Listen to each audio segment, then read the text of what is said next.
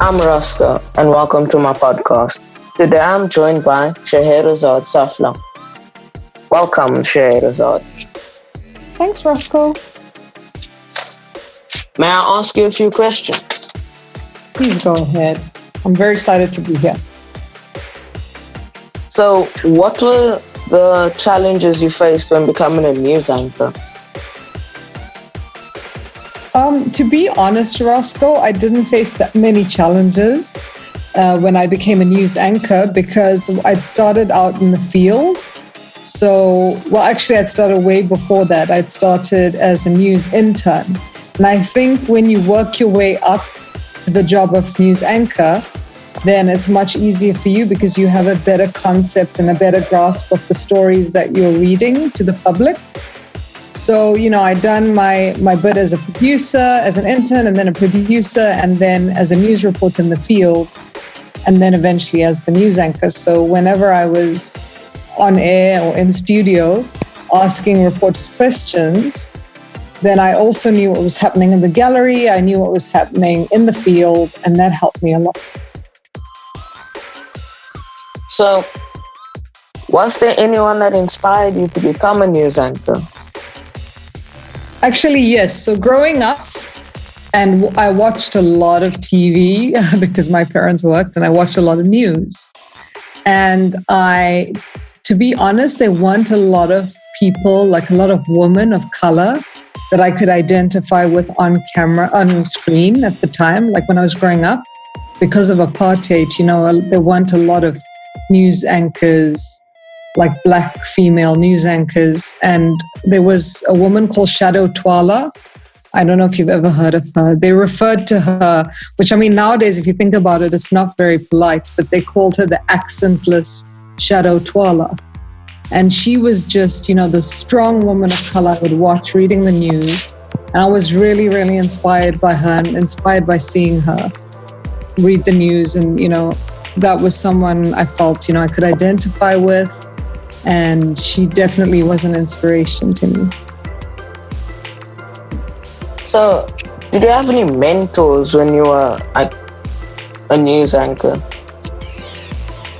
Not when I was a news anchor. When I was a news reporter or news intern, there were many, many people who, were helpful. There were a lot of reporters. I don't want to name anyone in particular because I don't want to leave anyone out. But, it's just, there were quite a few people who were very supportive and helpful. And then also because, the media industry is a little bit competitive, there were people who weren't as helpful, but that's what made you a stronger person, was if you actually could get through that. And if that was something you really wanted to do and were really passionate about, you wouldn't let anything stand in your way. So you would just make sure that you did the best you could and, got to the point and reached the goal that you were hoping to reach. So you've been on live TV a lot. Have you ever been nervous, like going on live TV in front of so many people? I think it's really normal to be nervous. I enjoyed it a lot. It was something quite exciting to be able to read the news to millions of viewers. But at the same time, there were times when, things were uncertain. For example, when, like you say, live TV. So, when somebody like a director shouts in your ear and says, "We're crossing live now to Libya, like Gaddafi has fallen." And I remember that distinctly because people didn't have a lot of information. So they're shouting in your ear, they're shouting what they know, but you don't know, can I trust this information? Because where are they getting this information? Like if you've been a reporter before, you know that there are a lot of leads that come in and some of them are not always verified immediately. And so your reporter mind starts working overtime and you're thinking, have they got a second source? Do they know, you shouldn't question. You should be able to trust your team. But at the same time, you should question because that's when you'll get it right. So, you just remember what you'd been researching for the week about that particular story if you have to just speak off the cuff. And if you're knowledgeable enough and you're always reading as a news anchor, and basically what should come first is you should be a journalist. So you will have that background to back you up, and then that helps with your confidence. But yeah, I think it's absolutely natural, normal to be nervous if it's unfamiliar territory or maybe a new team or something, you're not used to. It's just human nature. So you covered a lot of topics when you were a news anchor, but what was the most memorable for you? Like one that you wouldn't forget? So as a news anchor, Rosco, or as a news reporter, or do you want particularly a news anchor? Because that was much later in my career. It can be either. So, yeah, I think, I don't want to say anything inappropriate for the younger viewers, but I think the most memorable stories that you cover when you're a reporter are also sometimes the most horrific. So I remember distinctly as a news reporter covering a story about a suspected cannibal. So there was a man who'd been cooking this head in a pot. And I mean, it's not much scarier than the scary fairy tales that you read, but it was like real life. I just arrived on the scene and there was this head cooking in a pot. And that's always stayed with me. I mean, at the time you're thinking I need to get the story, but then afterwards when, it's all over and you're older, you look back at it and go, wow, like how did I even get through that? But I think as a news anchor, for sure, like my last year at E-News was covering the Arab Spring. So that was extremely groundbreaking. That was groundbreaking news, in terms of globally. And it was I was quite excited because during the time I was about to move to the Middle East. So again, uncertain territory, but definitely exciting times to be part of that change. So before the interview, I hear you were also, before I did research on this interview, I heard that you're also a reporter. May I ask you questions about the whole reporting side as well?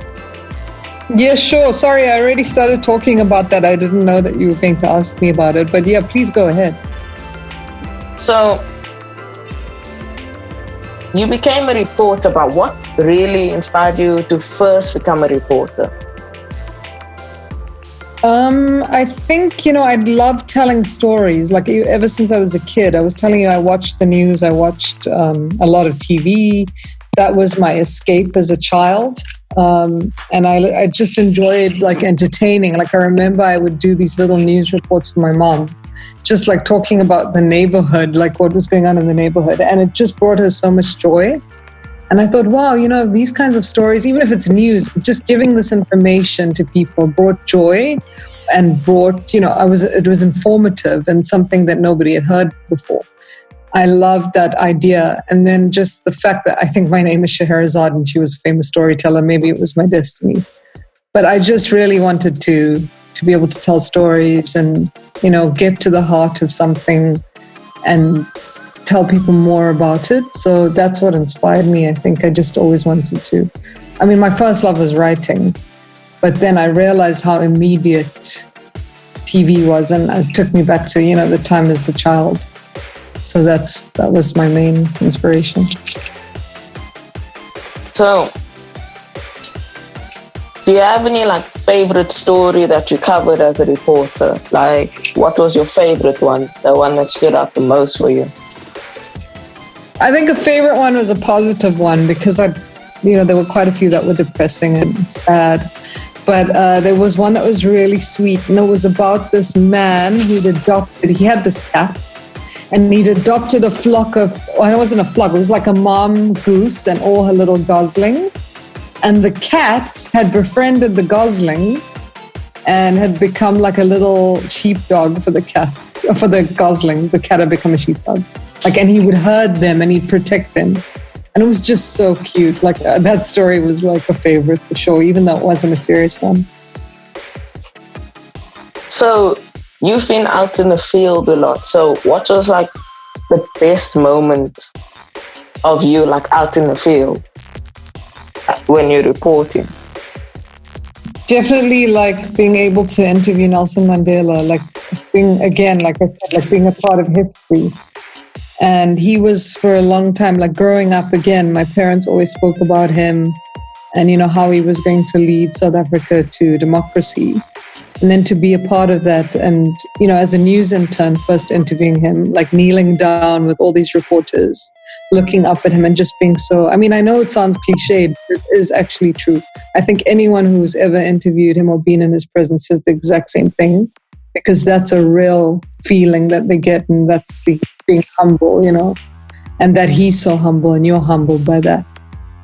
So, I got to see him as an intern, and then when I was a news reporter at the Durban Bureau, and then again back in Cape Town. And then, just before I left South Africa, I was supposed to be as part of the team that would cover, if anything happened to him.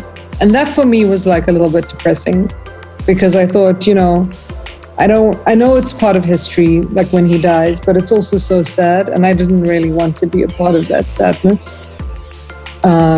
But yeah, at the same time, he'd done so much positive. So it was good to look back on his life, if I had the chance, but I didn't. But that's okay. So I just have one more question for you. Like, what advice would you give to anyone that wants to be a reporter or a news anchor? Like, overall, what advice would you give them?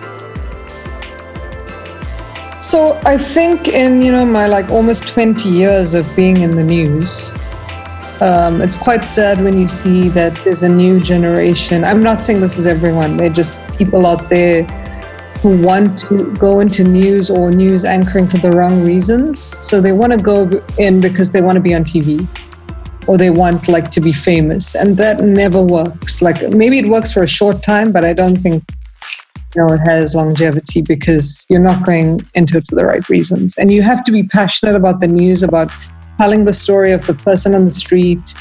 And, eventually, like if you start out that way, eventually, yes, you can be a successful news anchor. But I think when you go into it, it should be about being passionate about it, do something you love. And if you do it and you love it and you're doing it for the right reasons, it will never ever feel like work. And that's how I felt for the majority of my career. I feel very fortunate, actually. Thank you for joining me today. I really appreciate it. Thanks, Rosco. Thanks for thinking of me and inviting me. I appreciate it too. And it was fun. And thank you to all of our listeners for listening. Hope you have a good day.